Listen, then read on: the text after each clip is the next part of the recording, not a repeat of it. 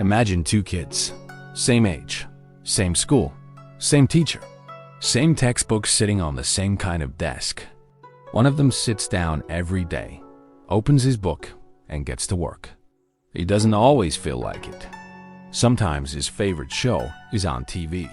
Sometimes his friends are outside playing football. Sometimes he's tired and would rather do anything else, but he still sits down. Every single day, he opens the book. He reads. He does his work.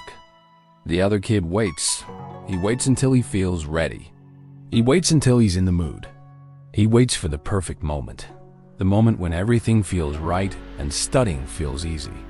He keeps telling himself, I'll do it later, tomorrow, this weekend, when I'm not so tired. Here's the thing. That perfect moment almost never comes. By the end of the school year, the first kid has learned so much that his teachers are quietly amazed. He's not the loudest kid in class. He's not always the one raising his hand. But when exams come, he knows his material. He's calm. He's prepared. The second kid is confused about why he keeps falling behind, even though he always planned to study, always intended to do better, always told himself that next week would be different. So what's the real difference between them? It's not talent. It's not intelligence. It's not even hard work in the dramatic sense, the kind where you grind through 10 hours and fall asleep on your textbook. The difference is something much quieter, and it comes from an idea that children in Japan have been learning for generations. In Japan, there is a word called Kaizen.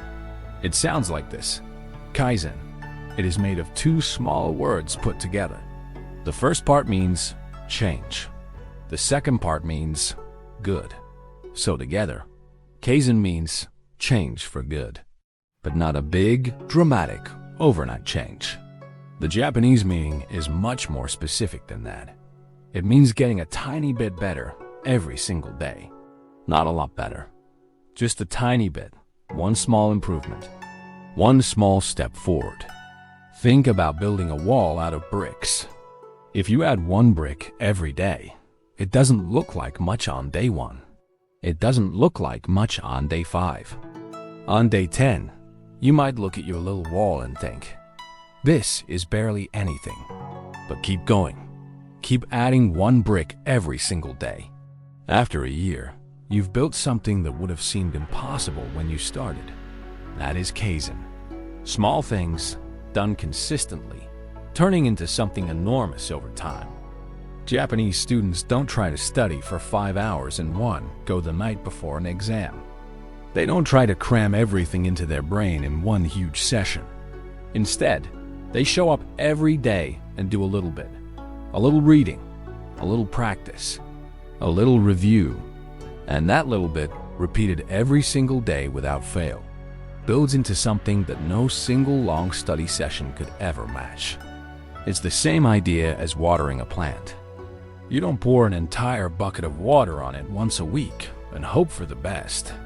You give it a small amount of water every day. That's what keeps it healthy, growing, and alive. Kaizen is exactly the same idea applied to learning. Now, knowing that consistency matters is one thing. Actually being consistent is another. And this is where Japanese schools have something really interesting to teach us. Something that even most adults have never thought about. Before any lesson begins in a traditional Japanese classroom, students don't just jump straight into their books. There's no scrambling for pencils, no chatting, no rushing in from the hallway and immediately being handed a worksheet. Instead, there are a few quiet minutes first. Students settle. They put away anything that isn't needed. They sit up straight. They breathe. They prepare their minds before they prepare their materials. This might sound small, but it matters enormously. Scientists who study how the brain works have discovered something fascinating. When you switch from doing one thing to doing something completely different, like going from watching cartoons to trying to read a history chapter, your brain doesn't instantly switch with you. Part of your brain is still back there, still thinking about the cartoon, still processing the last funny thing that happened, still holding on to the sounds and colors and feelings from before. This leftover thinking is sometimes called attention residue. It's like a residue, a sticky trace, left behind from whatever you were just doing. This is why sitting down to study immediately after watching videos or playing games can feel so difficult. It's not because you're lazy. It's not because you're bad at studying. It's because your brain genuinely hasn't caught up yet. It needs a moment to transition. It needs a signal that says, the previous thing is over now. Something new is beginning. That's exactly what the Japanese classroom opening ritual provides. A clear, consistent signal. A moment of quiet that tells the brain, we are shifting now. And here is the most useful part. You can create the same signal for yourself, at home, without a classroom or a teacher. It doesn't need to be complicated. Make a glass of water. Clear everything off your desk, except what you need for studying. Sit quietly for 2 full minutes without looking at any screen. Then open your book. That's it. Do that same small sequence every single time you sit down to study. After a few weeks of doing this consistently, something interesting happens. Your brain starts to learn the signal. Just going through the routine begins to make you feel more focused, even on days when you started out feeling completely unmotivated. The routine itself becomes the trigger for focus. You stop needing to feel ready before you begin, because beginning the routine makes you ready. This is one of the most powerful ideas in all of Japanese study culture, and it sounds almost too simple, but it works because it is based on how the brain actually functions. The brain is a pattern-recognizing machine. Give it the same pattern enough times, and it starts to follow that pattern automatically, almost without thinking. There's something else that most people, adults included, get completely wrong about studying. They think the goal is to study for as long as possible. If 1 hour is good, 2 hours must be better. If 2 hours is good, 4 hours must be even better. Sit down, power through, don't stop until you're done. But this is not how the brain works. Your brain, just like every other part of your body, gets tired. When you run for a long time, your legs start to slow down. They hurt. They don't respond the way they did at the beginning. If you rest, they come back stronger. If you don't rest, you collapse. The brain follows exactly the same pattern. After a certain amount of focused studying, somewhere around 45 to 90 minutes, depending on the person, the brain starts to wear out. You start reading words without understanding them. You read the same sentence 3 times, and it still doesn't go in. You feel like nothing is working. That's not because you're bad at studying. That's because your brain is tired and needs a rest. The same way a runner's legs need rest. Japanese students understand this instinctively. They don't try to study for 4 or 5 hours without stopping. They work for a focused period, then take a real break. Then they come back and work again. And the result is that the total amount of actual learning that happens is far greater than if they had just kept grinding without stopping. The word real break is important here. A real break means stepping away from screens. It means going outside for a few minutes, getting a snack, stretching, walking around the house. What it does not mean is swapping your textbook for your phone. Looking at your phone during a break keeps your brain busy. It's like resting your legs by switching from running to cycling. Still tiring. Real rest means genuine quiet, giving your brain a chance to settle, to breathe, to reset. When you come back after 15 or 20 minutes of real rest, it genuinely feels different. The page that seemed impossible before the break suddenly makes more sense. Your concentration comes back. You can actually absorb what you're reading. This is not magic. This is just how the brain works when you treat it correctly. Now, there is a third practice that Japanese students use, and this one is perhaps the most important of all. It has a name in Japanese: Fukushu. It means going back and reviewing what you already learned, but not in the way most people think of review. Here is something surprising about memory. When you learn something new, a new fact, a new concept, a new word, Your brain doesn't just file it away forever. It stores a fragile copy that starts fading almost immediately. Within one day, a large portion of what you learned is already slipping away. Within a week, even more is gone.